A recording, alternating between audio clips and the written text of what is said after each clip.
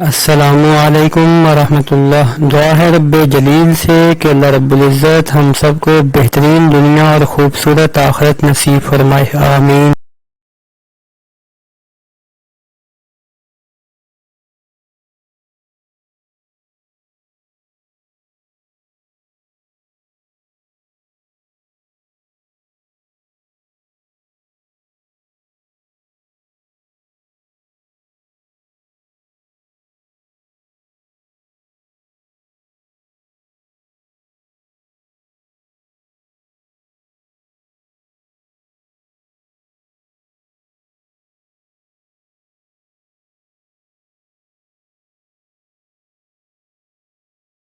کے انتقال کے بعد اسی سال رسول اللہ صلی اللہ علیہ وسلم نے حضرت سودا اور حضرت عائشہ رضی اللہ تعالیٰ عنہما سے نکاح فرمایا۔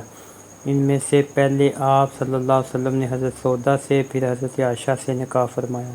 واضح رہے کہ حضرت سودا رضی اللہ تعالیٰ عنہا بیوہ تھیں اور پچھلے شوہر سے ان کا ایک لڑکا عبد الرحمن تھا، اس لیے بچوں کی پرورش اور ان کی دیکھ بھال سے باخبر تھیں۔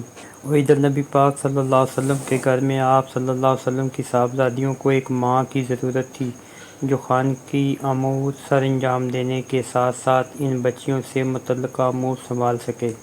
اگرچہ ان میں سے حضرت رقیہ حضرت عثمان بن عفان رضی اللہ تعالیٰ عنہ کے نکاح میں آ کر حبشہ کی طرف ہجرت کر چکی تھیں، اور حضرت زینب رضی اللہ تعالیٰ عنہ کی بھی اپنے خالہ زاد بھائی ابو العاص بن ربیع کے ساتھ رخصتی ہو چکی تھی، مگر باقی دو صاحبزادیاں حضرت ام کلثوم اور حضرت فاطمہ رضی اللہ تعالیٰ عنہما نبی پاک صلی اللہ علیہ وسلم کے گھر میں ہی رہتی تھیں۔ چنانچہ حضرت سودا رضی اللہ تعالیٰ عنہا نے آپ صلی اللہ علیہ وسلم کے گھر آ کر امور خانہ داری اور بچیوں کی دیکھ بھال کی اور نہایت عمدہ طریقے سے سنبھالا، اور عین اس ضرورت کے وقت نبی پاک صلی اللہ علیہ وسلم کے لیے راحت کا سبب بنی۔ آپ کا اسم گرامی حضرت سودا ہے اور کنیت ام الاسود تھی، اور آپ کے والد کا نام زمعہ اور دادا کا نام قیس بن عبد تھا، اور آپ رضی اللہ تعالیٰ عنہ کی والدہ کا نام شموس اور نانا کا نام قیس بن زید تھا، اور آپ قبیلہ قریش کے معزز گھرانے سے تعلق رکھتی تھیں کہ آپ رضی اللہ تعالیٰ عنہ کے والد قریش کے مشہور قبیلہ عامر بن لؤی میں سے تھے۔ آپ صلی اللہ علیہ وسلم کے عقد نکاح میں آنے سے پہلے آپ رضی اللہ تعالیٰ عنہ سکران بن عمر کے نکاح میں تھیں، اور یہ سکران آپ کے چچا زاد بھائی تھے۔ یہ اور ان کے شوہر سابقین اولین میں سے ہیں۔ اسلام کے شروع زمانہ میں ہی دونوں مسلمان ہو گئے تھے۔ اہل مکہ کے مظالم سے تنگ آ کر جب مسلمانوں نے حبشہ کی طرف پہلی ہجرت کی تو یہ دونوں میاں بیوی بھی یہیں مکہ میں ہی رہے، انہوں نے بھی ہجرت نہیں کی، مگر جب مشرکین مکہ کے ظلم و ستم حد سے بڑھ گئے، مسلمان حبشہ کی طرف دوسری ہجرت کرنے لگے، تو حضرت سودا اور ان کے شوہر حضرت سکران بھی ساتھ ہو لیے۔ ان زوجین نے کچھ عرصہ وہیں حبشہ میں ہی گزارا، پھر چند سال بعد یہ دونوں حضرات مکہ مکرمہ واپس آ گئے، اور یہاں مکہ آ کر حضرت سکران رضی اللہ تعالیٰ عنہ کا انتقال ہو گیا۔ حضرت سودا رضی اللہ تعالیٰ عنہ جب حضرت سکران رضی اللہ تعالیٰ عنہ کے نکاح میں تھی تو انہوں نے خواب دیکھا کہ حضور صلی اللہ علیہ وسلم آئے اور ان کی گردن کو چھوا، اور پھر یہ خواب اپنے شوہر سکران کو بتایا تو انہوں نے کہا اگر یہ خواب سچا ہے تو اس کی تعبیر یہ ہے کہ میں جلد مر جاؤں گا اور نبی پاک صلی اللہ علیہ وسلم کا تمہارے ساتھ نکاح ہوگا۔ ایک رات پھر حضرت سودا رضی اللہ تعالیٰ عنہا نے خواب میں دیکھا کہ وہ لیٹی ہوئی ہیں اور چاند ان پر آ گرا ہے۔ یہ خواب بھی اپنے شوہر کو بتلایا، انہوں نے تعبیر میں وہی بات کہی کہ میں بہت جلد فوت ہو جاؤں گا، میرے بعد تم ایک اور نکاح کرو گی، اور اللہ کا کرنا ایسا ہی ہوا کہ حضرت سکران رضی اللہ تعالیٰ عنہ اسی دن بیمار ہوئے، تھوڑے عرصے بعد فوت ہو گئے، اور پھر حضرت سودا رضی اللہ تعالیٰ عنہ کی رسول اللہ صلی اللہ علیہ وسلم سے شادی ہوئی۔ حضرت خدیجہ رضی اللہ تعالیٰ عنہ کی وفات کے بعد نبی پاک صلی اللہ علیہ وسلم تنہائی محسوس کرتے تھے۔ ان کی وفات کے بعد آپ صلی اللہ علیہ وسلم اور آپ کی صاحبزادیوں کی طبیعت پر بڑا گہرا اثر چھوڑا تھا، اور یہ کیسے نہ ہوتا جبکہ بال بچوں کی پرورش اور خانقی امور کو انہوں نے بہت احسن طریقے سے سنبھال رکھا تھا۔ اس سے بڑھ کر یہ کہ وہ آپ صلی اللہ علیہ وسلم کی حقیقی غمگسار اور مونس اور ہمدرد رفیقہ حیات تھیں، اور مشکل گھڑیوں میں آپ کو صبر و ہمت کے ساتھ تسلیاں دیتی تھیں۔ صحابہ کرام رضی اللہ تعالیٰ عنہ بھی نبی پاک صلی اللہ علیہ وسلم کی اس تنہائی کی کیفیت کو محسوس کر رہے تھے، اور آپ صلی اللہ علیہ وسلم کے لیے بال بچوں اور گھر کو سنبھالنے کے لیے اہلیہ کی ضرورت محسوس کرتے تھے۔ بالآخر حضرت عثمان بن مظعون کی اہلیہ حضرت خولہ بنت حکیم نے ہمت کر کے اس سلسلے میں نبی پاک صلی اللہ علیہ وسلم سے بات کی اور عرض کیا، یا رسول اللہ، میں آپ کی طرف سے نکاح کا پیغام نہ دے دوں؟ آپ صلی اللہ علیہ وسلم نے فرمایا، کس کے ساتھ؟ حضرت خولہ رضی اللہ تعالیٰ عنہا نے کہا کہ جس کے ساتھ آپ چاہیں، خواہ کنواری ہو یا بیوہ۔ آپ صلی اللہ علیہ وسلم نے فرمایا، کون سی کنواری اور کون سی بیوہ؟ حضرت خولہ نے کہا، اگر آپ کنواری سے کرنا چاہیں تو آپ اپنے سب سے محبوب شخص کی بیٹی حضرت عائشہ سے کر لیں، اور اگر بیوہ سے کرنا چاہیں تو سودا بنت زمعہ، جو آپ پر ایمان لا چکی ہیں اور آپ کی اطاعت و اتباع میں زندگی گزار رہی ہیں۔ آپ صلی اللہ علیہ وسلم نے فرمایا، دونوں سے بات کر کے دیکھ لو۔ اس کے بعد حضرت خولہ حضرت عائشہ رضی اللہ تعالیٰ عنہ کے پاس کی۔ حضرت عائشہ رضی اللہ تعالیٰ عنہ کا واقعہ اپنی جگہ آئے گا انشاءاللہ۔ پھر وہ حضرت سودا رضی اللہ تعالیٰ عنہ کے پاس ان کے گھر گئیں۔ وہاں حضرت سودا رضی اللہ تعالیٰ عنہ سے ملاقات ہوئی تو انہوں نے کہا کہ تمہیں خبر بھی ہے کہ اللہ تعالیٰ نے کس خیر و برکت کا دروازہ تمہارے اوپر کھول دیا ہے؟ وہ کہنے لگی، وہ کیا ہے؟ انہوں نے کہا، رسول اللہ صلی اللہ علیہ وسلم نے پیغام نکاح کے لیے مجھے آپ کے پاس بھیجا۔ انہوں نے کہا، میں اس پر راضی ہوں، لیکن آپ میرے والد کے پاس جائیں اور ان سے اس کا ذکر کریں، وہ کیا کہتے ہیں۔ حضرت خولہ کہتی ہیں کہ ان کے والد نہایت عمر رسیدہ شخص ہے، میں نے جا کر انہیں اسلامی طریقے کے مطابق السلام علیکم کے ذریعے اسلام کرنے کی بجائے زمانہ جاہلیت کے طریقے کے مطابق صبح بخیر کہہ کر سلام کیا۔ انہوں نے پوچھا، تم کون ہو؟ میں نے کہا، خولہ۔ انہوں نے کہا، میری آمد پر مجھے مرحبا کہا اور آنے کی وجہ دریافت کی۔ میں نے کہا، محمد بن عبداللہ بن عبد المطلب نکاح کے سلسلے میں آپ کی بیٹی سودا کا تذکرہ کر رہے ہیں۔ وہ جواب میں کہنے لگے، یعنی میری نظر میں تو وہ ہماری بیٹی کے ساتھ نکاح کے معاملے میں بالکل مناسب و شریف و معزز شخص ہے، لیکن تمہاری سہیلی سودا کی اس بارے میں کیا رائے ہے؟ میں نے کہا، وہ راضی ہے۔ انہوں نے کہا، ٹھیک ہے، آپ ان سے یعنی حضرت محمد صلی اللہ علیہ وسلم سے کہہ دیجئے کہ وہ آ جائیں۔ چنانچہ نبی پاک صلی اللہ علیہ وسلم تشریف لائے اور حضرت سودا رضی اللہ تعالیٰ عنہ سے عقد نکاح کیا۔ اس دوران حضرت سودا رضی اللہ تعالیٰ عنہ کے بھائی عبداللہ بن زمعہ سفر پر تھے۔ وہ واپس آئے تو انہیں معلوم ہوا کہ ان کی بہن کا نبی پاک صلی اللہ علیہ وسلم کے ساتھ نکاح ہو چکا ہے، تو انہوں نے رنج و افسوس میں اپنے سر پر مٹی ڈالنا شروع کر دی۔ پھر جب وہ مسلمان ہو گئے تو انہوں نے فرمایا، میں نے اس دن بڑی بیوقوفی کی تھی جب میں نے اپنی بہن کی نبی پاک صلی اللہ علیہ وسلم کے ساتھ نکاح ہو جانے پر اپنے سر پر مٹی ڈالی تھی۔ آپ رضی اللہ تعالیٰ عنہ کا قد مبارک لمبا تھا، جسم بھاری تھا۔ آپ صلی اللہ علیہ وسلم کے ساتھ نکاح کے وقت آپ رضی اللہ تعالیٰ عنہ بیوہ تھی، اور پچھلے خاوند سکران سے آپ کا ایک لڑکا عبد الرحمن تھا، اور ساتھ ہی آپ عمر رسیدہ بھی تھی، کوئی خاص حسن و جمال والی بھی نہیں تھی۔